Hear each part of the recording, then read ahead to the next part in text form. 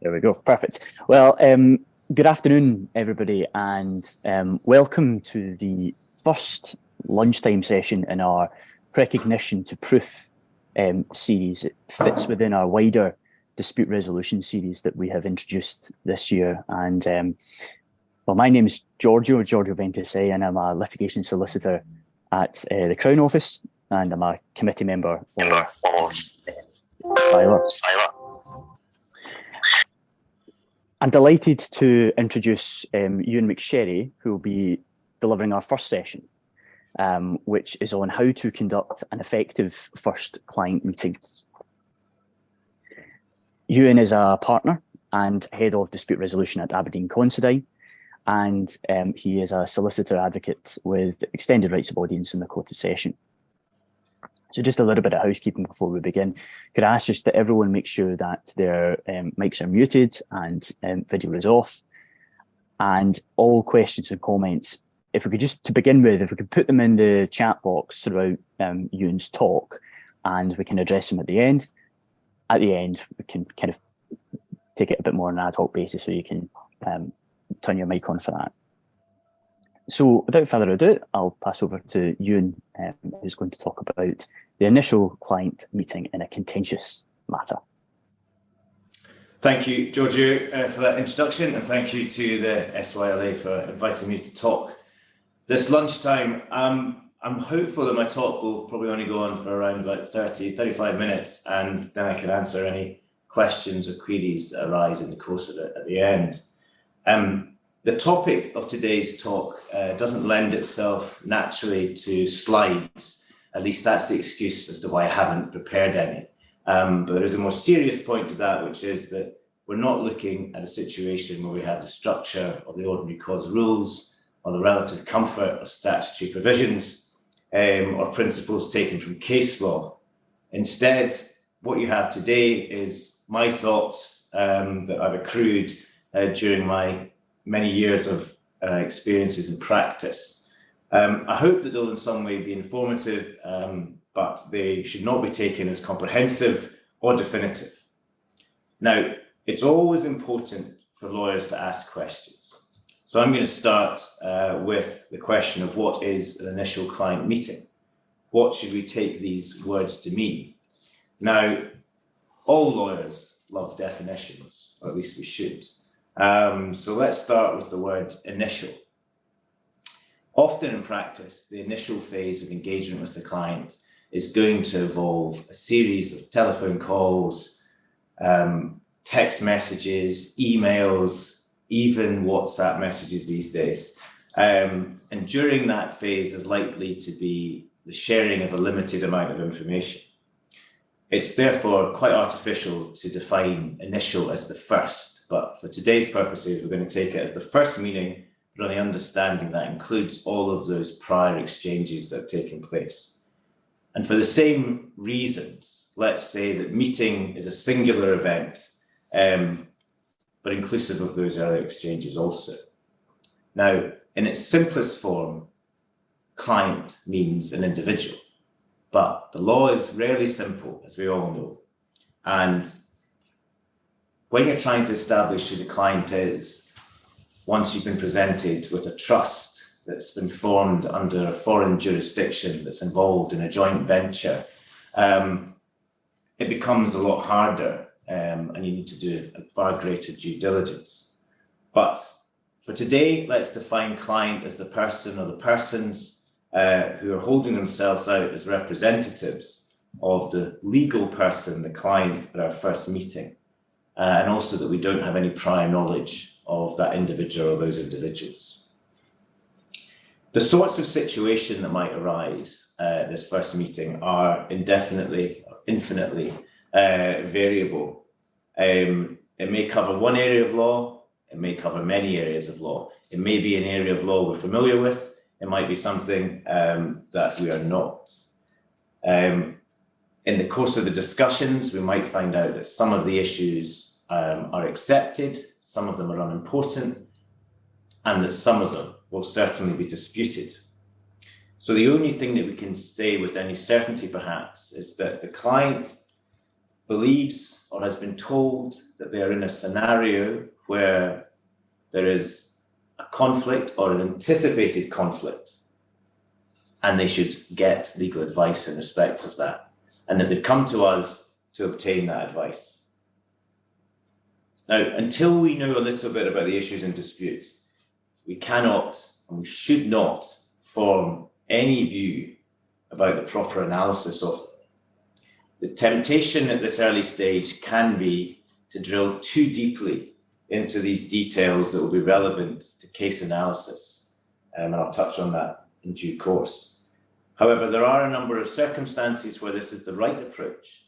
If the client comes in, tells you that they've had an interim interdict granted against them, or some form of interim order that's preventing them to do something, or that there is an anticipated wrong that they want prevented, then we are going to have to drill into that detail, because we may have to act extremely quickly post-meeting. But as a word of warning, I would be wary about diving headfirst into that minutiae at this early stage. So with those definitions and that caveat, let's consider the phase before the meeting occurs.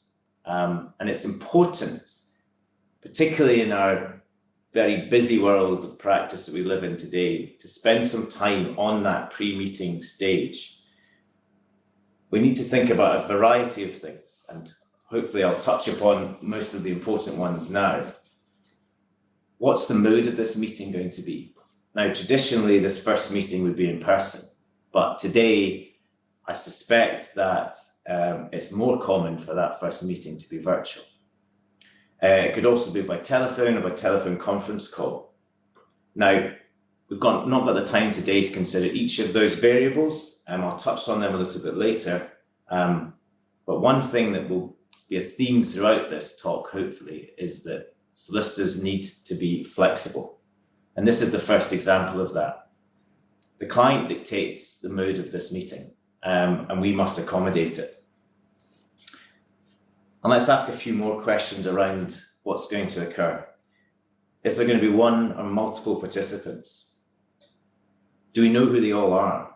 If not, can we find that out? Can we have discussions with colleagues? Can we look online? Can we get some more information about who they are so that we're better informed coming into the meeting? Do we have a large enough room? Have we dealt with water, coffee, these small parts of a meeting that can impact it in certain ways, in ways that we don't know because we're not the client? What adjustments do we need to make if it's an in-person meeting or a virtual meeting or a telephone meeting?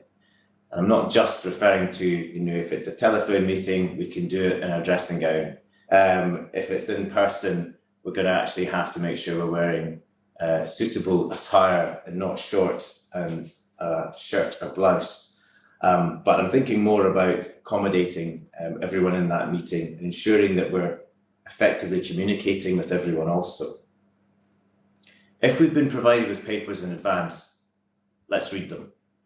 If we don't have time to read them all or not the opportunity, let's at least get familiar with what the documents are so that we can demonstrate to the client that we've done as much as we can do and that we've put these papers at the forefront of our mind and are ready to discuss them and explore them in the meeting.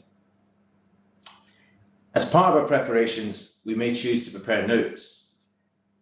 If our notes are too detailed, however, our ability to respond to the events is going to be limited. I suggest that you note down key points that we want to cover off in the discussions. What those will be will vary, but this is probably a good time to consider some of our professional obligations. And it's important we don't lose sight of these. We are going to have to make sure, if we haven't had the opportunity to do it in advance of this meeting, that we've run conflict checks, that our anti-money laundering verification checks have happened. We need to ask the question of the authority of the client to instruct us. Does the person or the people that we meet have the authority to instruct us on behalf of the client? And what's the scope of that authority? Again, if it's an individual, it's far more straightforward. But once we move past the individual to a couple, or if we move to a company and we're taking instructions from the legal director, does he or she have to go to the board to make certain decisions? We need to explore that and ensure that we cover it off in the course of the meeting, or at least it's something we raise at the meeting and follow up with in post-meeting correspondence. We need to give thought to the purpose of this meeting. Now, each meeting might have a different purpose, but again, there's probably a number of core requirements, which hopefully I'll capture throughout the course of this talk. But one of them is certainly going to be that we need to identify investigations to elicit information for the purpose of case analysis or dispute analysis. And I'll come back to that later. Having done all of that, and before we get into the room, or the virtual room, let's consider the first impression that we want to make. Let's put ourselves in the shoes of a client for a moment. What first actions are we going to take with them? What are the words we're going to use? This is all going to set the tone for the meeting. We don't know this person or persons, and I suggest that we want to be professional, approachable, confident. Let's think about the reaction they want to have to us in that initial encounter.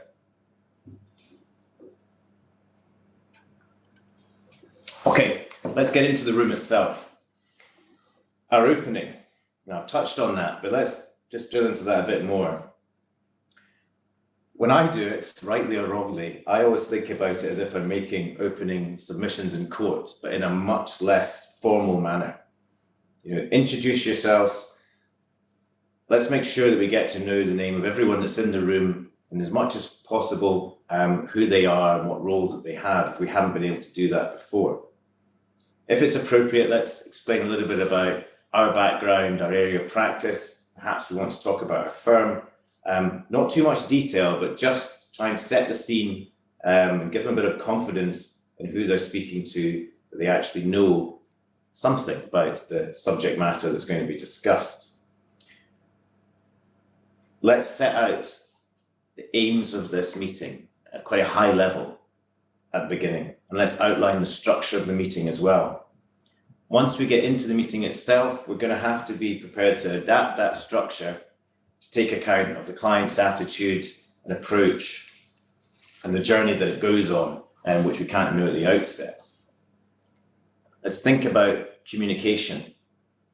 When we speak, let's try to be clear, fluent, and speak at a pace that's suitable for the client. And that's going to have to be changed, whether you're speaking to them in person or by in a virtual meeting, when we have to take into account the inevitable IT glitches, or if we're speaking to them on the phone. And the teleconference is probably the hardest way of doing this, particularly if you've got a number of different participants. You're going to have to spend more time at that outset identifying who everyone is, and then in the course of the meeting, you're going to have to be conscious that people are communicating in an effective way. It's important to let the client speak and to listen to them. And when I say listen, what I mean by that is to actively listen. We've got to be alert to what's being said and the way it's being said. Let's use open and closed questions where it's appropriate. If information comes to us and we think we need to break it down into smaller chunks, let's do that. If we're in the room or in a virtual meeting, let's observe the body language. Do we think there's anything not being said? Let's use silence. I was going to do a long pause here, but I'm going to skip over that because I'm conscious of time. But let's use silence to elicit more information and to ensure that we're giving the individual that's speaking an opportunity to finish their thoughts and to add on anything in addition. Let's ensure that we're making contemporaneous notes, or we've someone in the room to do that. It's very likely that we're going to get asked a range of questions. And each question that we're given, try and take the time to consider what response we want to give. If we can give the response and we think we've got the information to do so, let's do it. But if it's not appropriate or we're not able to give a full answer immediately, then let's explain to the client why we're not answering that question right now and try and direct the conversation back to the purpose of the meeting. By way of troubleshooting, in contentious situations, when you're dealing with clients who are involved in that, they may have been involved in it for quite some time before they come to you, or it might be quite raw to them. It's important to remember that amongst practitioners, there's a wide margin for legitimate differences of opinion about the approach to take or about various issues.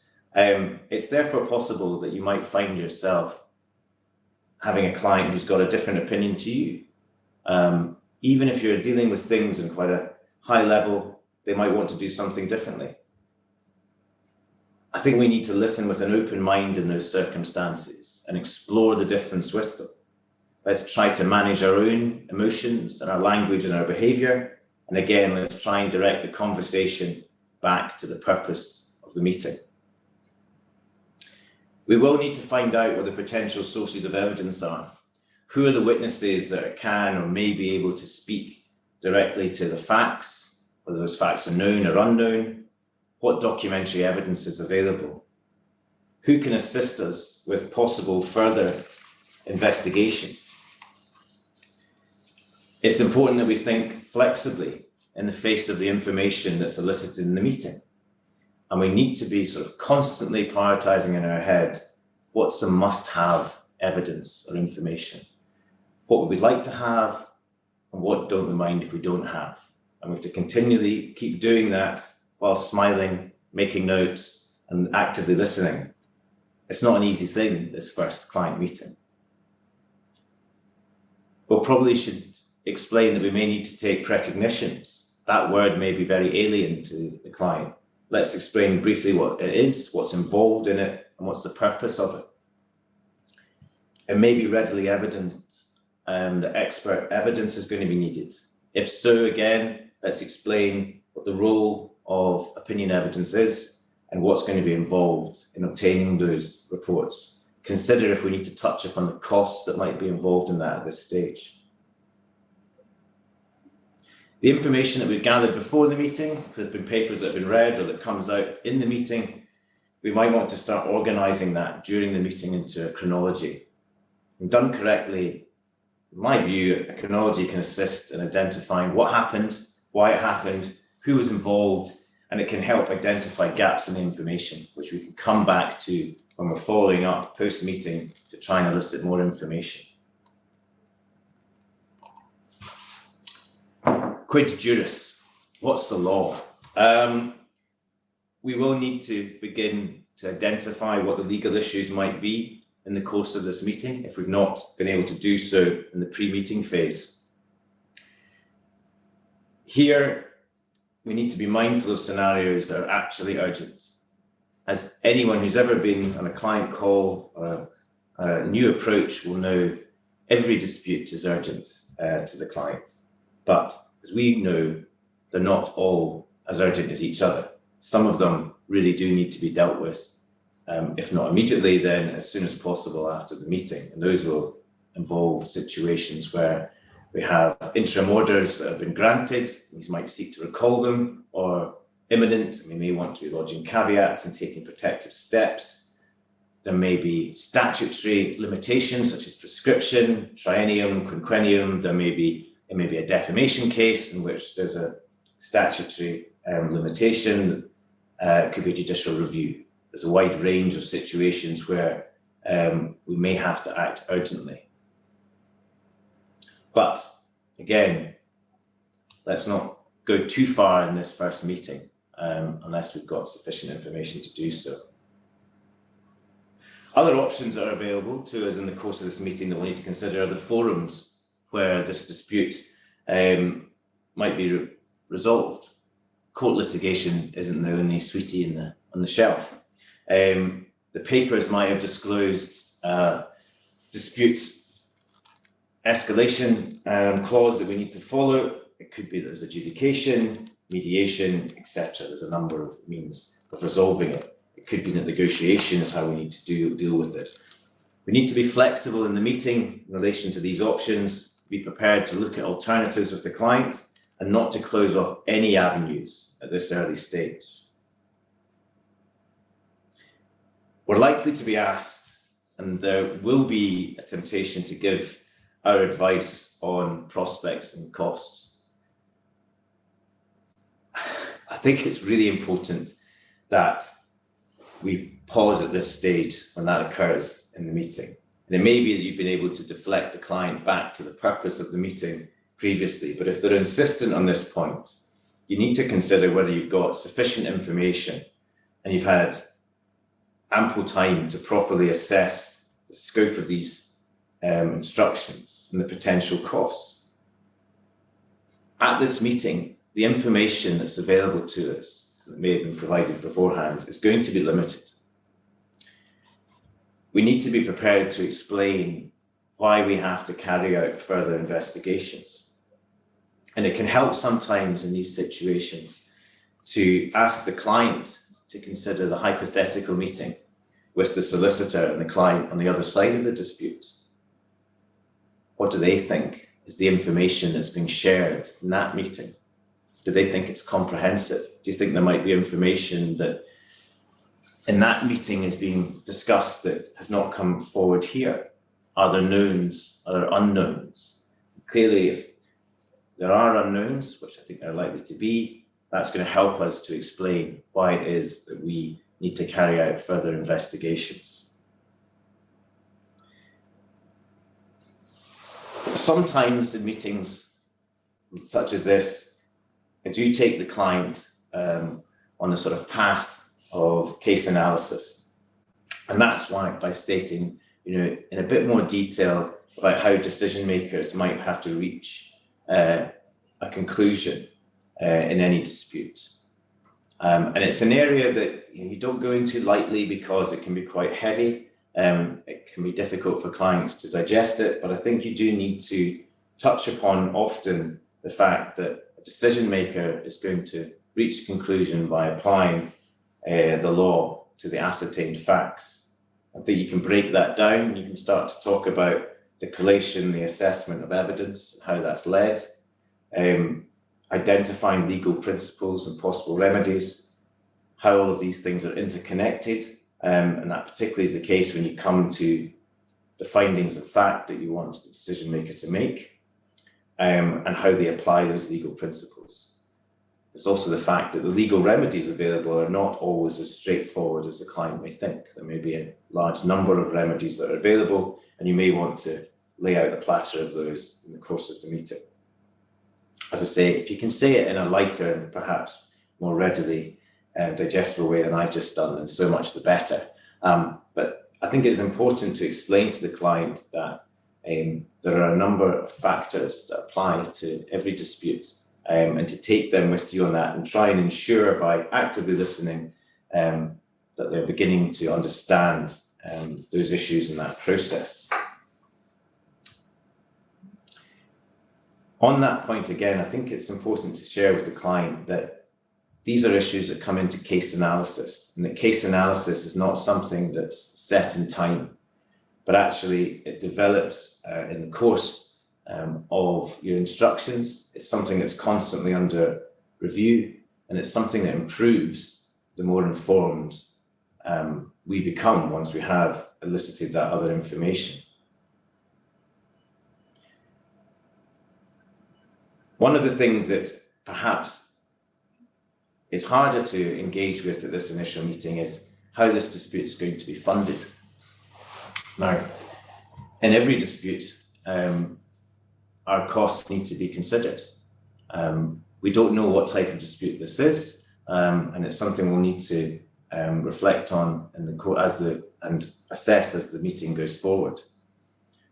It may be that there's some insurer that's funding it, or it may be that the client has a treasure chest. Now, that's only two examples. Often it might be that it hasn't been considered at all, in which case you're going to have to spend some time exploring the potential costs that might arise in a hypothetical scenario. You may have to get into issues of success fee arrangements, speculative fees, damages-based fees, litigation funders. It may well be that actually the funding of the litigation could be a fundamental barrier to the dispute being taken forward. It is important, I think, to discuss this again at a relatively high level at this stage, but to ensure that you've covered that off. If you're in a situation where the client is faced with a writ summons that's been served upon them, it may well be that you need to there and then start exploring the risk of adverse costs, expenses being awarded against them, in addition to the legal fees that they're paying. It may well be that in that scenario, you're actually just jumping back to an earlier point, this talk, that is an urgent matter that needs to be drilled into at the meeting and very shortly thereafter. If there's an adjustment period or a period, for example, in which we have to lodge defences, then we're going to have to meet that. In the course of the meeting itself, one of the temptations is to stick, as I said earlier, rigidly to your notes and your outline structure. I think it's really important that we are flexible on that front. And at the risk of repeating myself, that flexibility is going to be important in our interaction with the client. The client may wish to speak about something that you quickly form a view on, is unlikely to be relevant to the dispute. But I would guard against that as much as you can. And, well, what I would guard against is bringing that line of discussion to an end too soon. Firstly, you don't know at this early stage whether or not that path might lead to the provision of information which is going to be helpful to you in due course. It might be that there's something that's not yet revealed that will come out in that discussion. So let's let it go. And secondly, you have to think about your relationship with the client. They've come here, they may perhaps be a bit nervous about it. They may not want to be here. They may just want to unload an awful lot of information to you. Let them do so at this initial meeting. Let them get all of these things out and try your best to listen to it, to ask questions and to try and explore it to see if it can bring you any more information that can be of assistance to you in the course of your case analysis to come. Once we've got to that natural end of the meeting, check back over the notes to make sure we've covered off on these key points, and let's summarize to the client what we've discussed, what we've agreed is going to happen next, what they've agreed to do, what you've agreed to do, and try and leave that meeting with takeaways. That may sound trite. It's probably the guidance that everyone gives to you in relation to any meeting, but it's very important, I think, to take that time to reflect on what you've agreed and to make sure that it's in the client's mind what you're going to do and what they're going to do. Post-meeting. Post-meeting, make a detailed note of your discussion. If there are contemporaneous notes, great, but I think it's important to take 5-10 minutes at the end just to make sure you go through them, to note down that summary at the end, who's going to do what, and when they're going to do it. Time record. Please remember to time record. Take some time to reflect on what's come out of the meeting.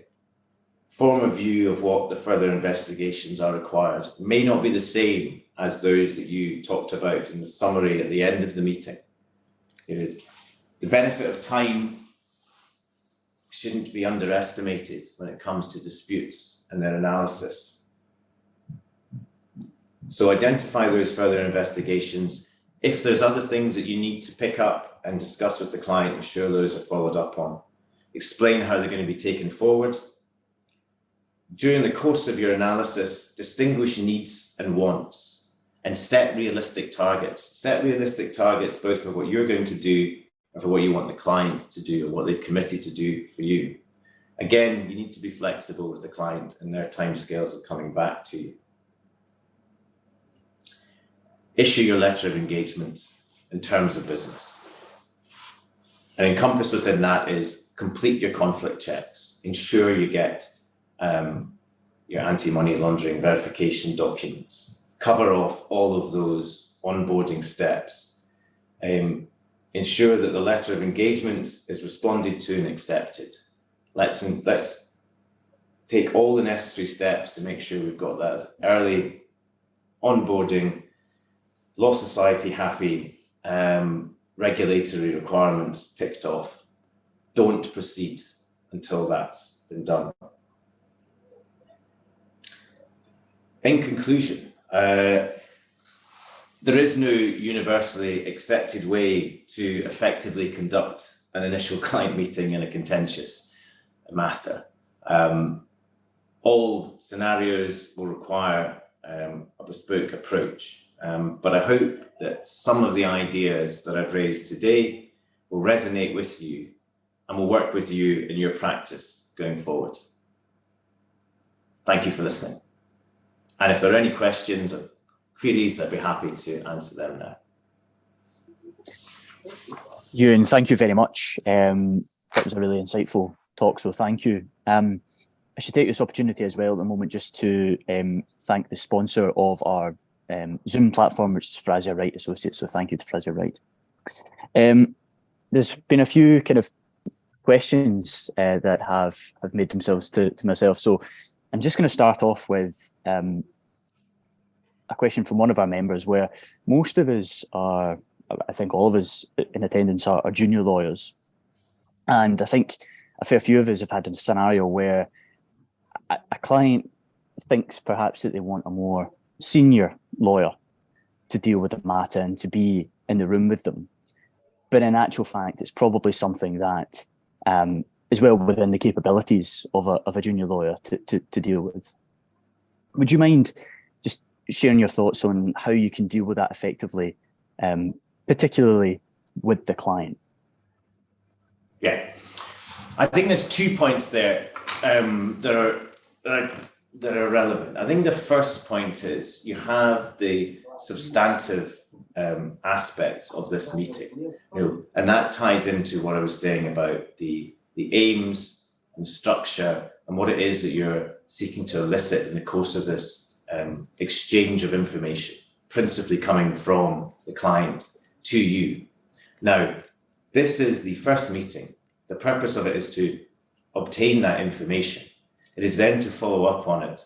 And it is not likely at all that there's going to be any definitive legal advice given on the call or in the meeting, and there's not going to be any definitive direction made about where we go next, other than follow-up investigations. And that's relevant to who is in the room.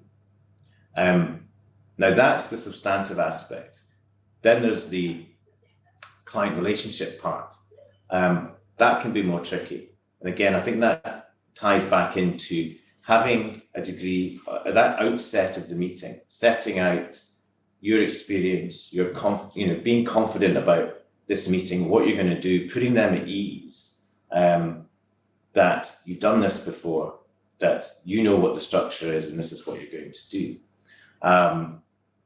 The demand at an early stage to meet with a more senior solicitor, it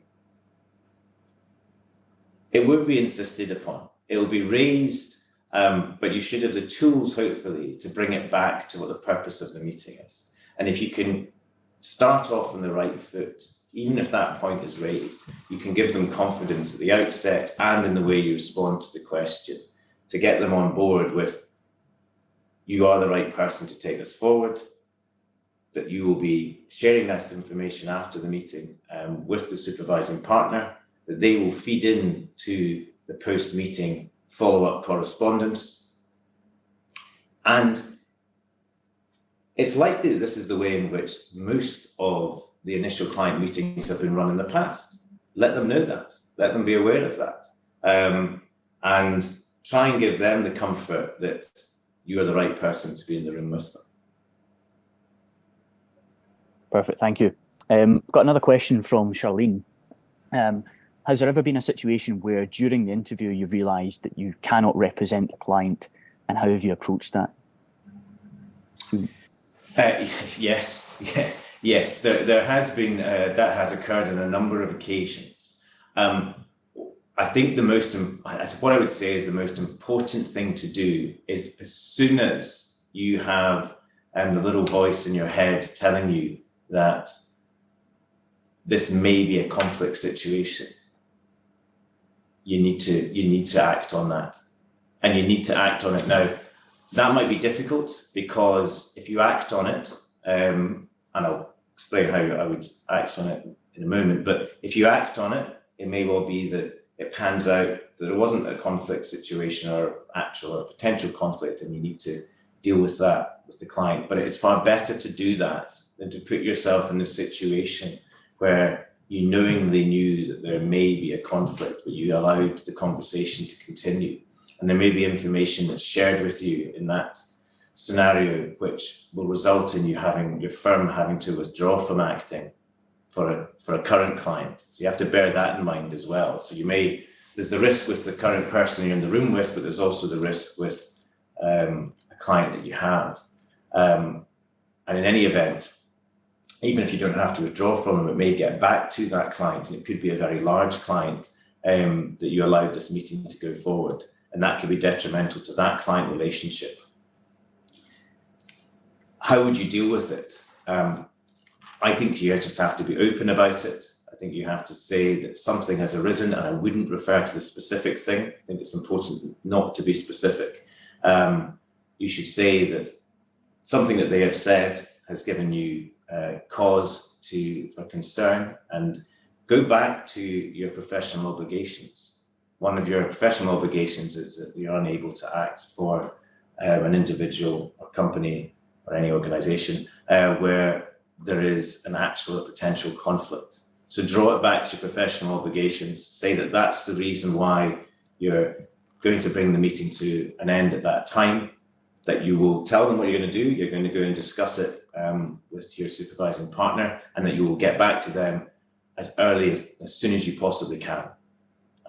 But that is the way that I would deal with it myself. Thanks, Euan. I have another question from another Euan.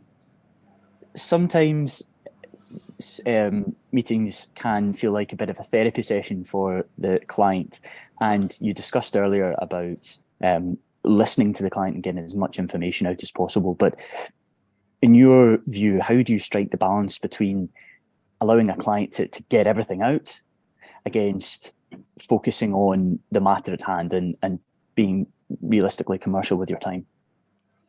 Well, I think for those that know me, I find it very difficult to sit there when people are just wittering on. But this is an initial client meeting, and where the question or the title is how to effectively conduct it.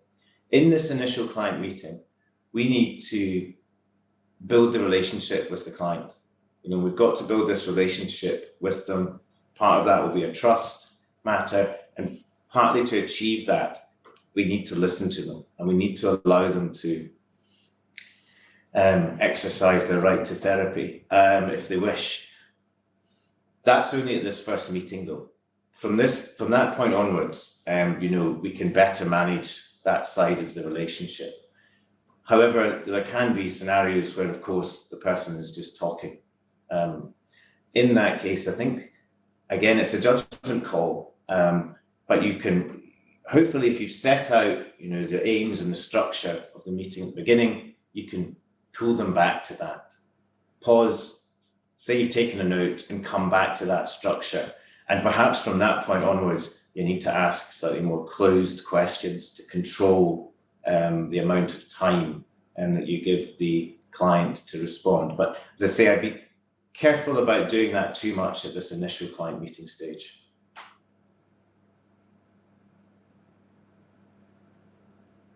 Thank you. And a final question that's come in is, have you ever had a situation, and how did you deal with it, where a client is so obviously lying or is blatantly wrong about something at that initial meeting, and you know that to be the case? Well, let's start at the end of that question. There are very few scenarios where I can think of that I am going to know, and by that I mean that I am going to have the knowledge, sufficient knowledge, whereby I would be comfortable in saying what you're saying to me is a lie, and I'm not going to act upon that. You know, I am not one of the directors of Fox News, so I rarely have such knowledge before I decide to advocate nonsense on behalf of an ex-president. But coming back to the question, it's the way the question's framed. It would put a lot of onus on the solicitor running the meeting to come to that conclusion. Perhaps the more likely scenario is where you get someone in and you realise that very quickly that it's going to be unlikely that the scenario they're describing has happened, or it's going to be unlikely you're going to be able to recover the information. It's a balancing act again about when you get to that point in time. You probably need to, hopefully you go back to the aims and the objectives you set out. And I know I keep returning to that, but I think it's a good yardstick to have to come back to and say, well, you know, I think we've got that. Let's deal with it in a follow-up matter. You can probably then start thinking about how long the meeting's going to run for, because you could probably say that you might have another commitment that starts within 10 to 15 minutes. Well, I'm advocating to the telling of white lies, but you know, you have to manage your time effectively. And it's probably thinking about how you effectively bring the meeting to an end in those circumstances, as opposed to, and I certainly wouldn't advocate doing this, saying to the individual or individuals opposite you, you're lying. You know, be very careful about doing anything like that. In fact, don't get into that. You know, manage your own behaviour, manage your emotions, and bring the meeting to an end in a professional manner. Perfect, thank you. Does anyone have any further questions before we finish up? Perfect. Well, Euan, thank you very much. That was really helpful and very useful, so thank you. Next week is our second session, which is the drafting the letter before action. And that again will be delivered by Euan. So thank you to Euan, thank you to everyone who came along, and hopefully you enjoy the rest of your day. Cheers. Thank you. Thanks, Euan. Thanks. Thank you. Bye.